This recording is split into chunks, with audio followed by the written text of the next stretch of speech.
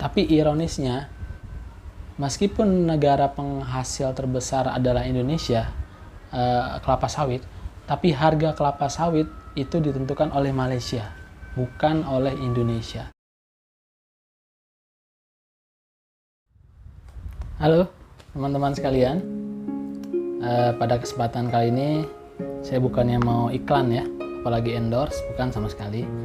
Tapi di sini saya ingin membahas yang beberapa saat yang lalu itu sempat heboh dan meresahkan masyarakat Indonesia ya pada umumnya, terutama kaum emak-emak, yaitu naiknya harga kebutuhan pokok berupa minyak goreng ya. Nah, ini saya taruh dulu ya. Teman-teman sekalian, mengapa harga minyak goreng di Indonesia beberapa saat yang lalu dan mungkin sampai saat ini juga sebagian masyarakat masih menganggap bahwa harganya masih terlalu mahal ya. Nah, mengapa Indonesia itu harga minyak gorengnya sempat naik mahal dan bahkan itu sempat langka? Di sini saya akan coba membahas sedikit dari sudut pandang penyebab kenapa minyak goreng di Indonesia itu harganya meningkat. Padahal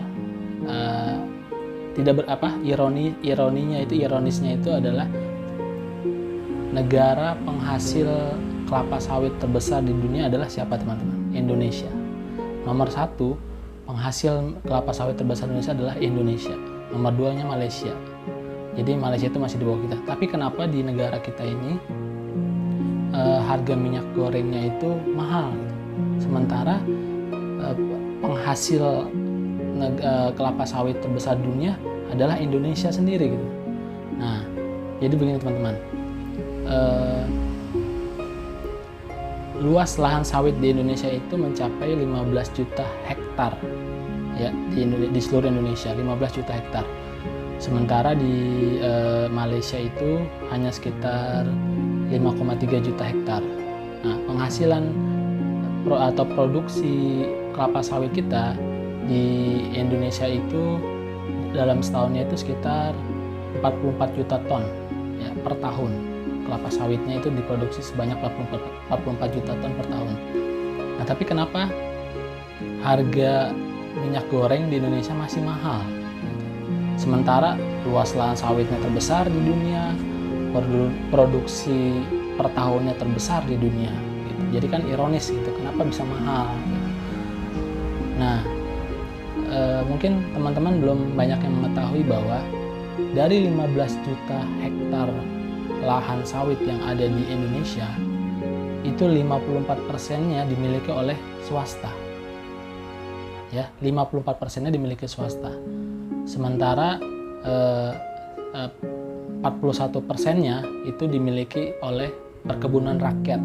Jadi kelompok-kelompok usaha kecil ya, perkebun masyarakat lokal itu mereka memiliki 41%. Sementara yang dikuasai oleh negara dalam hal ini melalui PTPN ya, PT Perkebunan Nusantara itu hanya 5%. Jadi dari 15 juta hektar yang dimiliki 54%-nya dikuasai oleh swasta, oleh perusahaan swasta.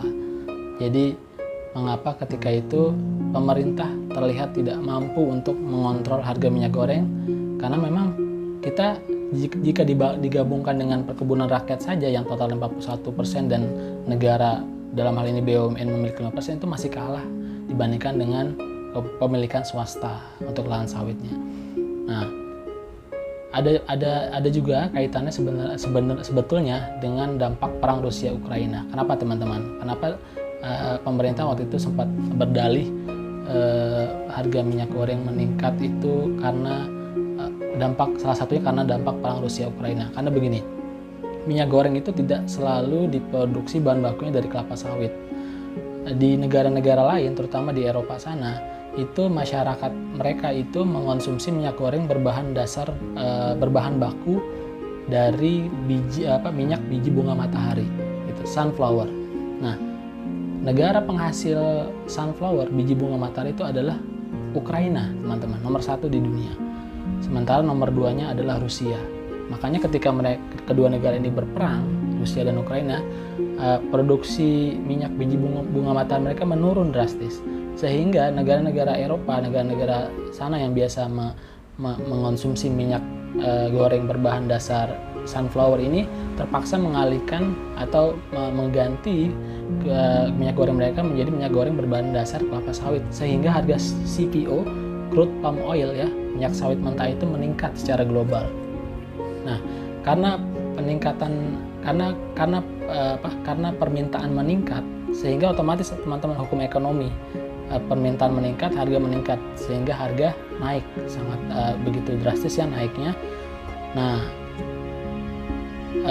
kelemahan di Indonesia ini, di negara kita, karena lahan sawitnya dikuasai mayoritas oleh swasta, atau dalam hal ini untuk tujuan profit, perusahaan-perusahaan itu banyak yang mengalihkan penjualan mereka itu lebih tertarik untuk dijual, diekspor ke negara-negara sana gitu, negara-negara yang menerapkan harga yang CPO yang sudah naik gitu dibandingkan untuk kebutuhan dalam negeri, sehingga terjadi kelangkaan di dalam kebutuhan dalam negeri kita untuk kebutuhan minyak gorengnya, kelapa sawitnya gitu. Nah, itu yang pertama. Nah, yang kedua ya ironisnya di negara kita itu adalah begini. Sejak tahun 2006 memang Indonesia sebagai negara penghasil kelapa sawit terbesar di dunia. Namun ya sejak tahun 2006, sebelum 2006 ke bawah itu dikuasai oleh Malaysia. Jadi sekitar tahun 80-an sawit itu mulai digunakan untuk kelapa sawit. Nah, dari tahun 80 sampai tahun 2006 itu Malaysia menjadi nomor 1 penghasil sawit terbesar di dunia. Nah, kemudian pada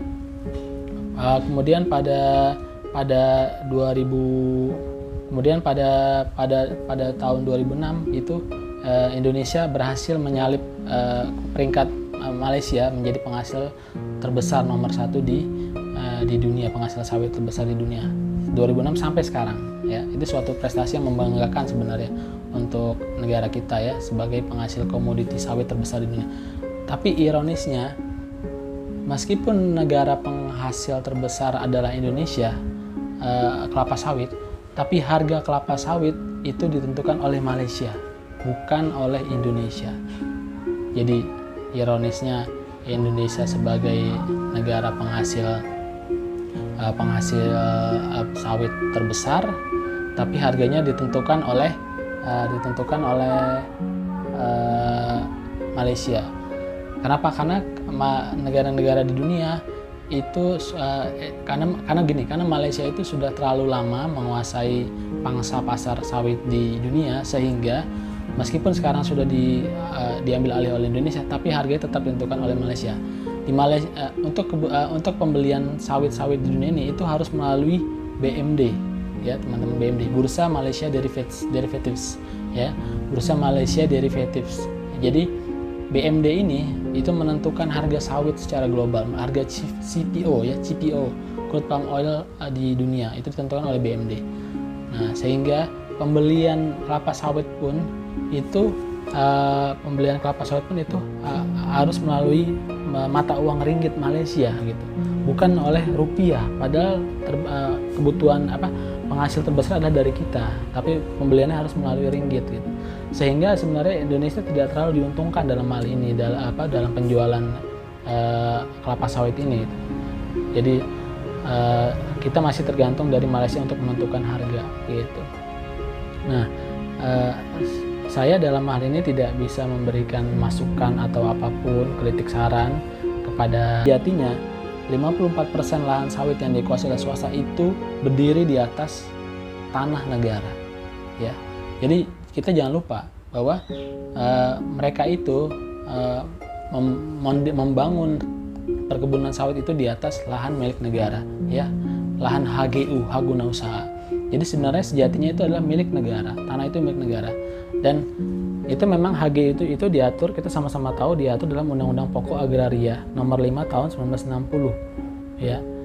Nah, Sebenarnya Undang-Undang Pokok Agraria ini itu adalah pengaplikasian atau pengejawantahan dari pasal Undang-Undang Dasar 45 pasal 33 tentang perekonomian ya, bumi, air, tanah dan yang terkandung di dalamnya dikuasai oleh negara dan dimanfaatkan sebesar-besarnya untuk kemakmuran rakyat. Jadi dalam hal ini kita hanya bisa berpesan kepada pemangku kebijakan, penguasa-penguasa negeri ini bahwa jangan lupa bahwa minyak goreng itu suatu kebutuhan dasar atau kebutuhan yang diperlukan oleh banyak orang, sehingga meskipun swasta menguasai secara lahan, kepemilikan lahan di kelapa sawit Indonesia, tapi jangan lupa tanah itu tetap milik negara, milik rakyat. Sehingga sebenarnya pemerintah dalam hal ini bisa lebih menekan kepada swasta-swasta mungkin yang nakal dalam hal ini tidak mau mendahulukan kepentingan domestik dibanding tapi lebih mementingkan kepentingan luar negeri dengan alasan profit, itu pemerintah bisa menekannya di situ gitu. Jadi semoga saja pemerintah kita diberikan kekuatan oleh Tuhan yang Maha Kuasa untuk kembali menegakkan kedaulatannya demi kemakmuran rakyat sebesar-besarnya. Karena kembali lagi ke Undang-Undang Dasar pasal 33 itu bahwa bumi, air, tanah dan yang terkandung di dalamnya dikuasai oleh negara untuk kepentingan sebesar-besarnya masyarakat. Semoga kelangkaan dan mahalnya harga minyak goreng di Indonesia ini tidak kembali terjadi, karena satu hal yang bagi saya pribadi itu hal yang ironis gitu. Mengapa di negara penghasil minyak terbesar di dunia namun harga minyak gorengnya kok malah mahal gitu. Jadi ya itu tadi yang sudah kita bahas tadi dalam pembahasan sebelumnya ya. Mudah-mudahan dalam hal ini negara kita akan semakin lebih baik lagi, dan kita harus selalu mendukung apa yang menjadi kebijakan pemerintah agar ke depan Indonesia menjadi semakin lebih baik lagi dan tidak tertinggal oleh negara lain. Demikian, terima kasih teman-teman yang bisa saya sampaikan. Mohon maaf atas segala kekurangan yang saya sampaikan pada saat ini dengan keterbatasan sumber atau pengetahuan wawasan yang saya miliki. Demikian yang bisa saya sharing pada kesempatan kali ini. Terima kasih teman-teman.